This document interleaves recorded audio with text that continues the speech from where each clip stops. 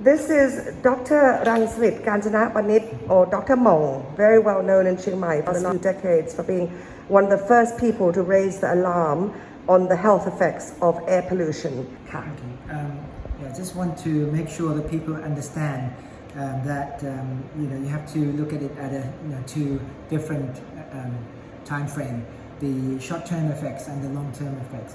It's very similar analogy to that of smoking. You won't die by smoke right away. There is some adverse effect by smoking, in the short term, but it's not that much. If you look at this graph, you can see that even though you had a raised PM 2.5, but you can see that increase in mortality, which goes up about, say, like 3%. That is not so much, isn't it? 3 to 4%. People might neglect that. But if you look at the long-term effects, this is a study that show that compared cities or communities where the annual average of PM 2.5, where they have very clean air, and those with less clean air, but mind you, their average is about 7, which is our city would be like 30 or 40 microgram per mil annual average. And they're looking at the arterial wall thickness at the neck carotid, and they found out that with time the thickness of the wall, if those in the community with clean air, you remain, it's very nice and young looking arteries, where with time goes on you have an aging artery, so-called atherosclerosis, happen pretty quickly with those with worse air condition. Every 10 microgram per mil from annual average increase into PM 2.5, there is a 6% increase in total mortality from all cause of mortality in overall population.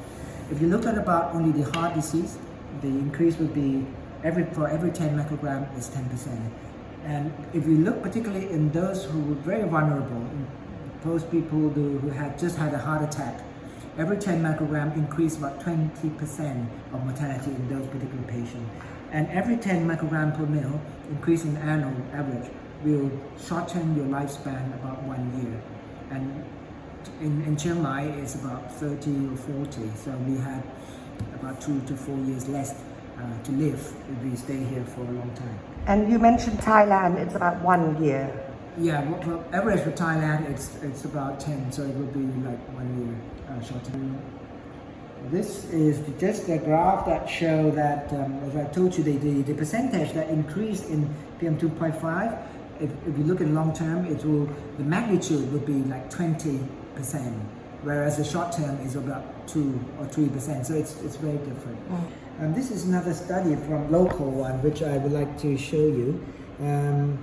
This graph shows the incidence of heart failure, the condition where you have heart failure, admission in hospital from various regions in Thailand. And you can see that from the north part of Thailand, which it will depicts in purple line, there's a peak of this hospitalization around February and March, which coincide to the peak of PM 2.5.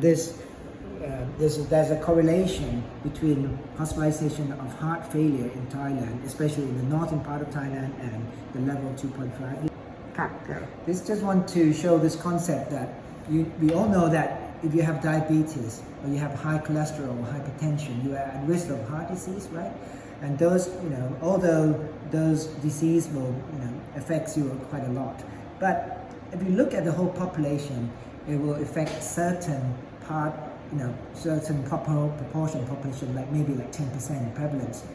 But everybody breathes. So this PM 2.5, although the factors is not that, the effect is not as great as, say, like diabetes for individual, but for the population, when you times the population, the effect is huge. So I think only uncivilized or unaware society would ignore these facts. As stress, and been many years been stressed the importance of controlling air pollution, because 7 million deaths the whole world annually, 7 million deaths are attributable to air pollution. Wow, that's quite a lot. 6% of all deaths in Thailand are attributed to air pollution. Wow. This is just death. We're not talking about being sick. That's, We're talking about because billions of baht. Yeah, That's going to because cost the some economy. disease you don't die right away. It's just Yeah. a lot of poor quality of life and sickness is not. This is just a tip of the iceberg. And unlike like tsunami or earthquake, where you see the effects right away, people ignore air pollution because we can't see. Nobody write in the death certificate that they died from 2.5 PM 2.5. That's why they ignore it. Wow. Okay. So by using air purifier as much as possible and masks, how much are we mitigating this danger? I would say half, around half. What is the government doing? Is there a greater role that the government is doing in public health in the north? Is there any such thing? Yeah, they're doing something, but it's that I think their concern is not up to the magnitude of the problem. What I would say, their political will is not strong enough. It's not. They are doing something, but it's just not enough. They don't put enough effort. They don't put enough mind to it. So Thank you, Doctor. Let me just go to show everyone what's outside today. And there we go. Breathing all of this in.